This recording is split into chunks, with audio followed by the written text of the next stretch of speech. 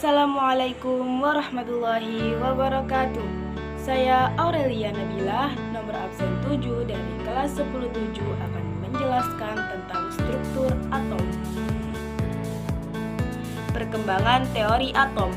Yang pertama dimulai oleh John Dalton, yang kedua dikembangkan oleh J.J. Thomson, dan yang ketiga dikembangkan lagi sama Rutherford.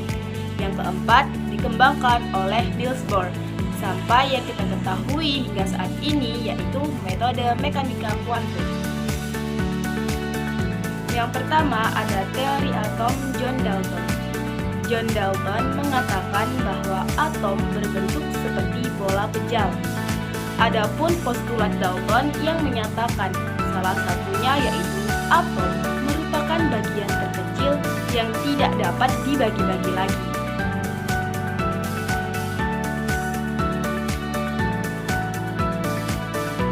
Adapun kelebihan dan kekurangan dari teori Dalton ini. Kelebihannya yaitu dapat menerangkan hukum kekekalan massa dan hukum perbandingan tetap. Kelemahannya tidak dapat menerangkan sifat listrik atom, dan atom ternyata masih dapat dibagi-bagi lagi.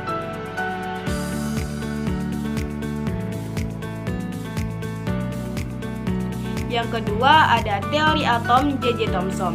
Thomson mengemukakan bahwa atom berbentuk bola pejal bermuatan positif, dan di permukaan atom terdapat partikel elektron yang menyelimutinya, sehingga atom bermuatan netral atau seperti model roti kismis.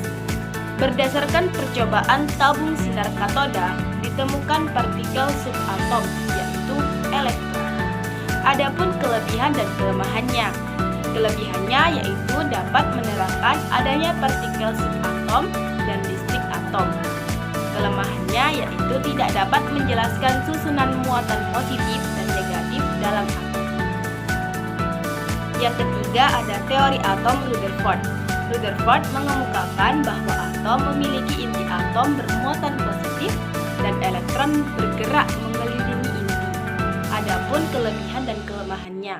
Kelebihannya yaitu dapat menerangkan fenomena penghamburan partikel alfa dan keberadaan inti atom. Kelemahannya tidak dapat menjelaskan mengapa elektron tidak jatuh ke inti. Selanjutnya ada teori atom Bohr. Bohr menemukan bahwa elektron dapat berpindah lintasan sambil menyerap atau melepas energi. Adapun kelebihan dan kelemahannya. Kelebihannya yaitu menjelaskan kelemahan teori Rutherford, spektrum emisi dan absorpsi atom hidrogen. Kelemahannya yaitu tidak dapat menjelaskan spektrum atom yang lebih besar dari hidrogen. Lintasan elektron berbentuk elips, posisi elektron tidak dapat ditentukan secara pasti. Yang terakhir ada model mekanika kuantum yang memiliki kelebihan dan kelemahan. Kelebihannya dapat mengidentifikasi proton dan neutron di inti, serta elektron yang kebolehjadiannya di orbital. Dan kelemahannya yaitu persamaan gelombang hanya dapat diterapkan secara eksak untuk atom berelektron tunggal, sulit diterapkan untuk sistem makroskopis. Selanjutnya ada simbol atom, yang dimana X merupakan lambang atom atau unsur, A merupakan jumlah proton dan neutron, dan Z merupakan jumlah proton atau jumlah elektron. Sehingga untuk menemukan jumlah neutron, tinggal A dikurangi dengan Z.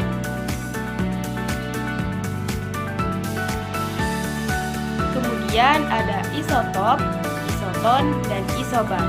Isotop merupakan atom-atom yang memiliki jumlah proton yang sama. Isoton merupakan atom-atom yang memiliki jumlah neutron yang sama. Dan isobar yaitu atom-atom yang memiliki jumlah massa yang sama.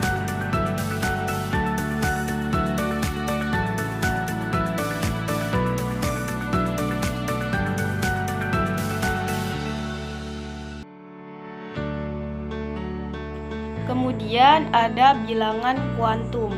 Bilangan kuantum terdiri dari bilangan utama, bilangan azimut, bilangan magnetik, dan bilangan spin.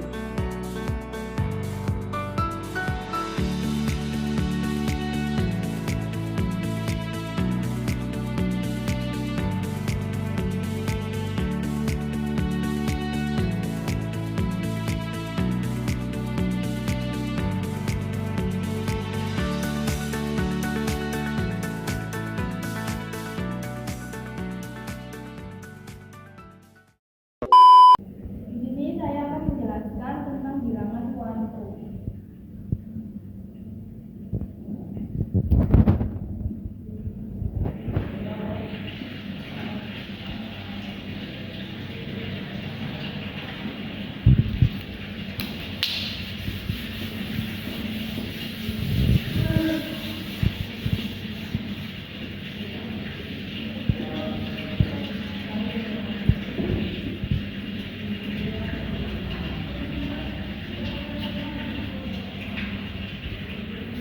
Supaya mudah, beri nomor di huruf S-nya, urut dari 1 ke 2 dan seterusnya.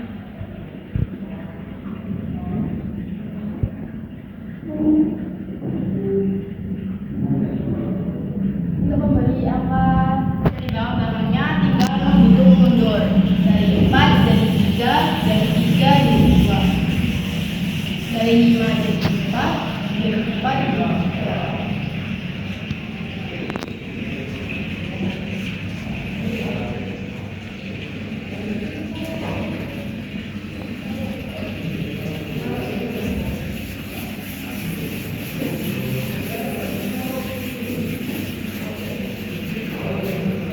Untuk S terdiri 2.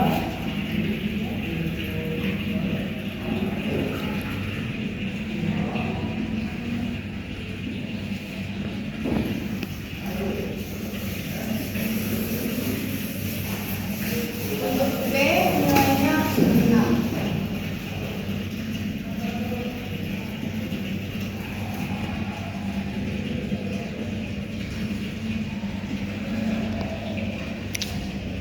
Untuk D nilainya 10.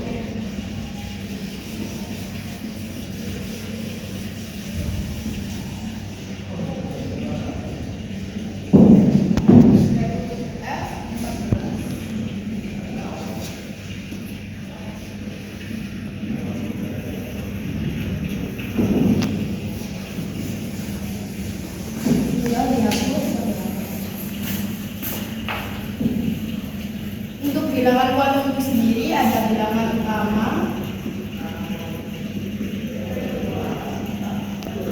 bilangan azimut, bilangan magnetik, dan bilangan spin.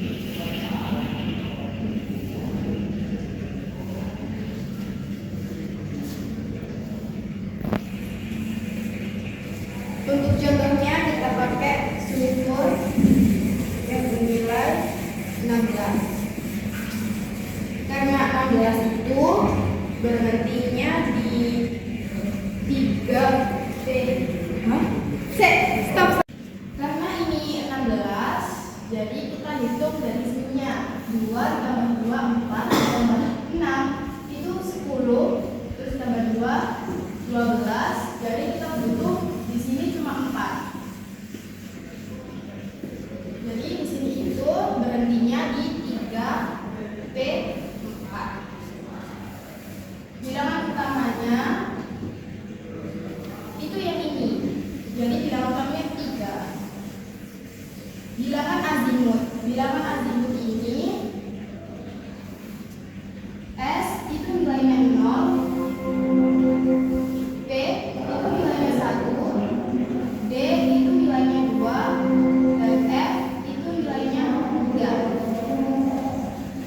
Jadi ini kan, ini berhentinya di P, jadi nilainya 1.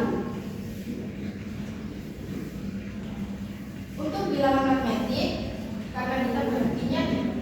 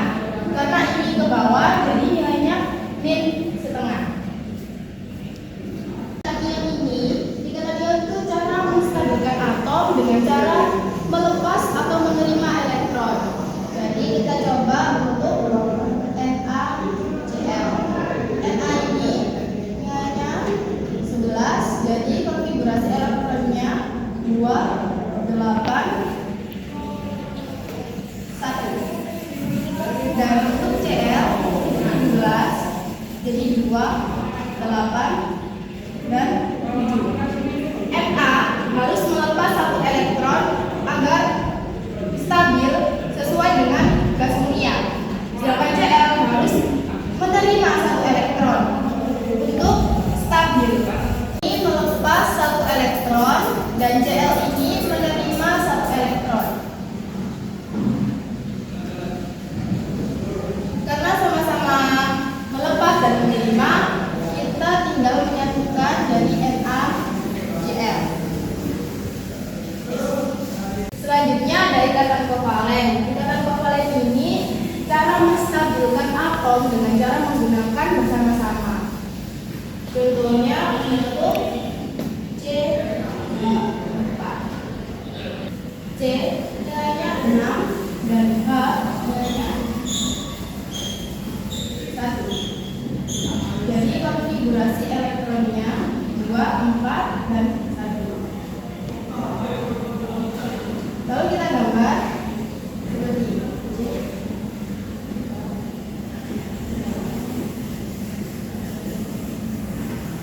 Karena konfigurasi elektronnya elektron valensinya 1, jadi ini kasih 1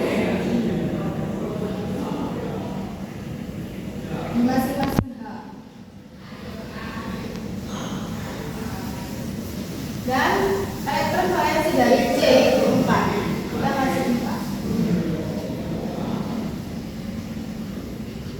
Karena H memerlukan satu elektron agar stabil, maka kita gabungkan menggunakan elektron dari si C untuk semua H. Sedangkan C memerlukan 4 elektron agar stabil. Jadi kita menggunakan dari keempat H. Nah, di sini elektronnya saling berpasangan dan cuma ada satu pasangan, sehingga ikatan kovalen rangkap 1.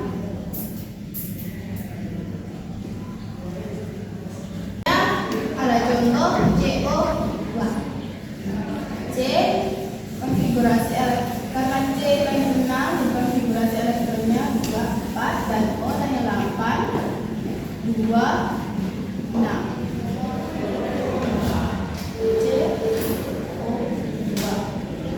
C elektron valensinya 4. Jadi kita butuh 4.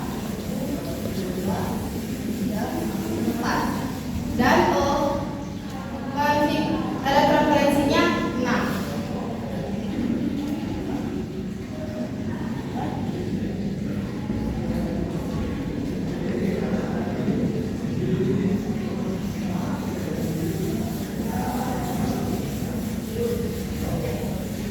O memerlukan 2 elektron, jadi kita ambil dari elektronnya C. Dan C memerlukan 4 elektron. Kita ambil dari elektron kedua.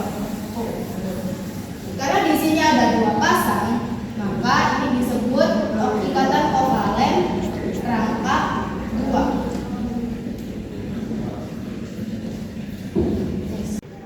Untuk contoh selanjutnya kita ambil N2. N-nya 7, jadi konfigurasi elektronnya 2, 6. Elektron valensinya 5.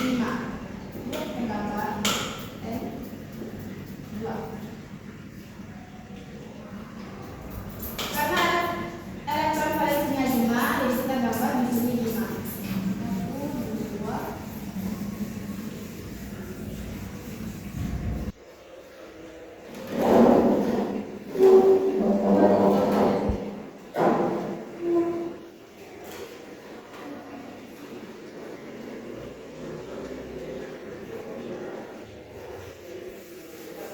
Untuk stabil, F memerlukan 3 elektron. Jadi kita bisa menggunakan masing-masingnya. Karena memiliki 3 pasang, jadi ini merupakan elektron ikatan kovalen rangkap 3. Untuk contoh selanjutnya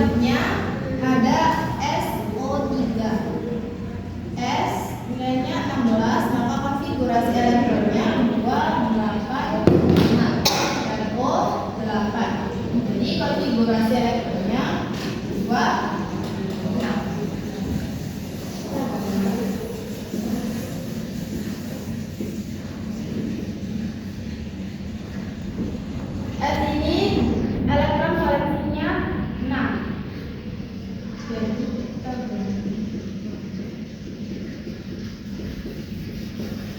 dan O elektron valensinya 6 juga.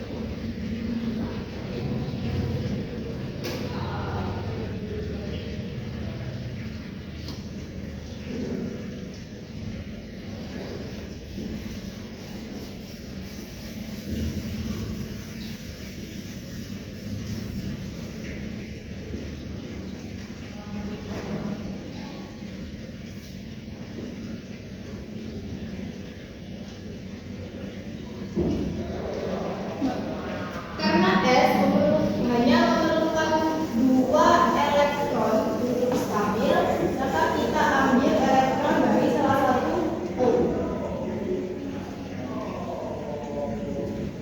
Dan O memerlukan masing-masing 2 elektron.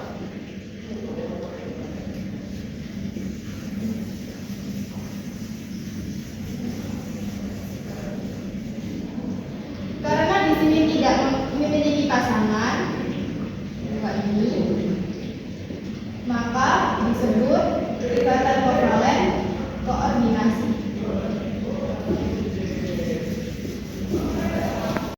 Sekian yang dapat saya sampaikan. Wassalamualaikum warahmatullahi wabarakatuh.